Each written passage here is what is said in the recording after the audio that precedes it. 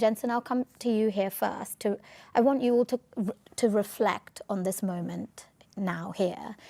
Nvidia in particular it's basically in the news every day, hour, week, and you have become the most valuable company in the world. So there's something there that people want. You'll be relieved to hear that. Yeah, tell us about, are you worried that we are getting to the point where people don't quite understand and we're all getting ahead of ourselves and there's going to be a reckoning, that there's a bubble that's going to burst and then it will right itself?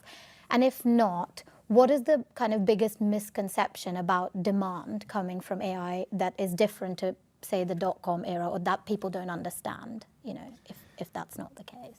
During the dot-com era, during the bubble, the vast majority of the fiber deployed were dark, meaning the industry deployed a lot more fiber than it needed. Mm-hmm.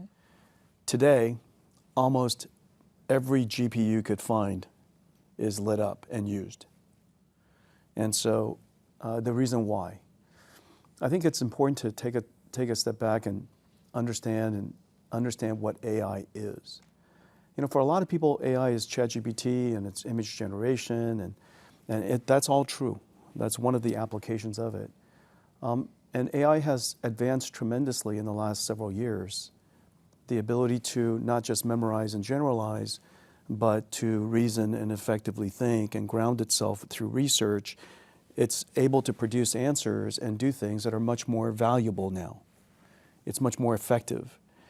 And the number of companies that are able to build businesses that are helpful to other businesses, for example, a software programming company, an AI software company that we use called Cursor, they're very profitable and we use their software tremendously. And it's incredibly useful. Or Abridged or Open Evidence, who are serving the healthcare industry, doing very, very well, producing really good results. And so the AI capability has grown so much. And as a result, we're seeing these two exponentials that are happening at the same time. On the one hand, the amount of computation necessary to produce an answer has grown tremendously. On the other hand, the amount of usage of these AI models are growing also exponentially. These two exponentials are causing a lot of demand on compute. Now, when you take a step back, you ask yourself, fundamentally, what's different between AI today and the software industry of the past? Well, software in the past was pre-compiled, and the amount of computation necessary for the software is not very high. Mm. But in order for AI to be effective, it has to be contextually aware. It can only produce the intelligence at the moment. You can't produce it in advance and retrieve it. That's called content. AI intelligence has to be produced and generated in real time. And so as a result, we now have an industry where the computation necessary to produce something that's really valuable and in high demand is quite substantial. We have created an industry that requires factories. Mm. That's why I remind ourselves that AI needs factories to produce these tokens, to produce the intelligence. And this is a once in a, it's never happened before, where the computer is actually part of a factory. And so we need hundreds of billions of dollars of these factories in order to serve the trillions of dollars of industries that sits on top of intelligence. You come back and take a look at software in the past. Software in the past they're software tools. They're used by people. For the first time, AI is intelligence that augments people. And so it addresses labor, it addresses work, it does work. So you're saying, no, this is not a bubble? I think we're well in the beginning of the build-out of intelligence. And the fact of the matter is most people still don't use AI today. And someday, in the near future, almost everything we do, every moment of the day, you're going to be engaging AI somehow. And so between where we are today, where the usage is quite low, to where we will be someday, where the usage is basically continuous, that build out is we're well. And even if the LLM runway runs out, you think GPUs and the infrastructure you're building can still be of use in a different paradigm? And then I want to open up to others to talk about. LLM is a piece of the AI technology. AIs are systems of models, not just LLMs, and LLMs are a big part of it. but there's systems of models, and the technology necessary for AI to be much more productive from where it is today, irrespective of what we call it, we still have a lot of technology to develop yet.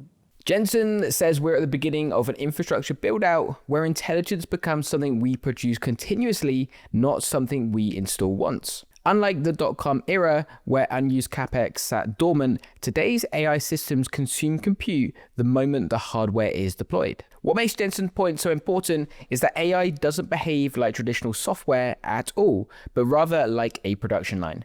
Classic software was assembled in advance, packaged and delivered as a finished good. Once built, it barely needed computational effort to run because the intelligence had already been pre-baked by the engineers who wrote the code. AI is very different. Intelligence isn't pre-packaged, it's generated in the moment, shaped by the user, the prompt, the environment, and the context.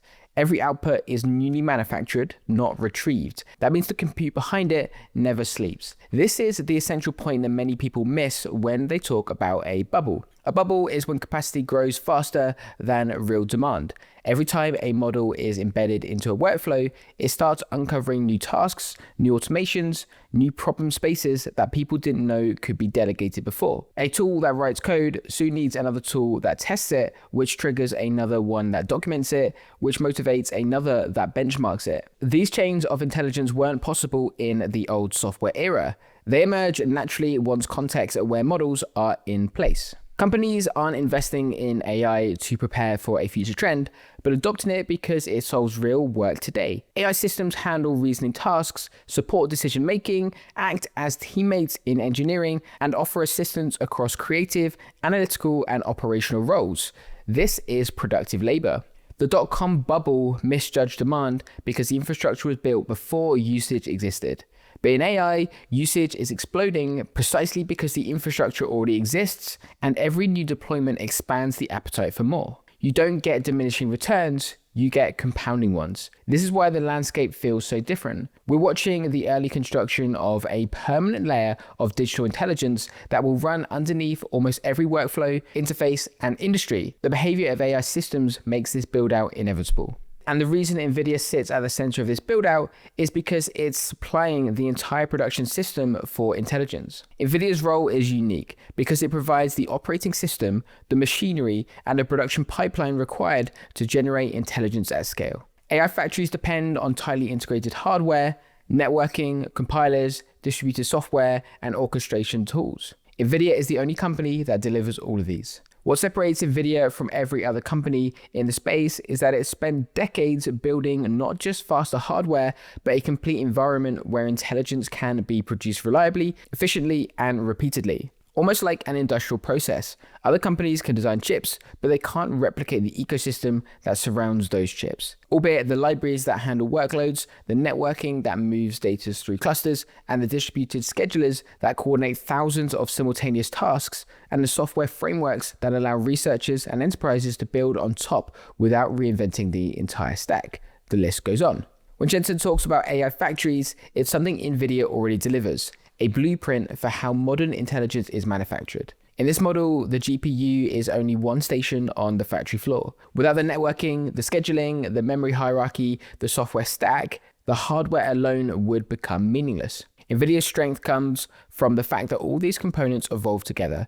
A new generation of hardware arrives hand in hand with updated compilers, improved runtimes, refined developer tools, and better algorithms, creating a system where every layer benefits from progress in the others. This is why enterprises prefer full Nvidia systems rather than mixing and matching components. They're buying a guaranteed outcome. They're buying predictability. They're buying a platform that has already proven it can handle massive training runs, dense inference workloads, simulation pipelines, and multimodal workflows. Jensen made the point about AI being systems of models, which highlights another advantage. Nvidia's stack wasn't built for only text generation. It was built for vision, simulation, robotics, speech, agents, and real-world digital twins. This means that even if one wave of AI slows down or evolves into something new, the underlying infrastructure remains essential. The system doesn't care what the model is called, it cares that the workload is large, dynamic, and based on real-time generation. And those qualities extend far beyond LLMs. Jensen's confidence is based on the fact that Nvidia is the company building the very factories that the rest of the world now relies on to produce intelligence at scale. They control the platform that makes the future possible. One of our clients started with 0 audience. Now they're doing $100,000 months thanks to YouTube. And they're not alone. We've helped 3 businesses hit that level just by growing them a YouTube channel. Want to see how this could work for your business? Book a call with me below.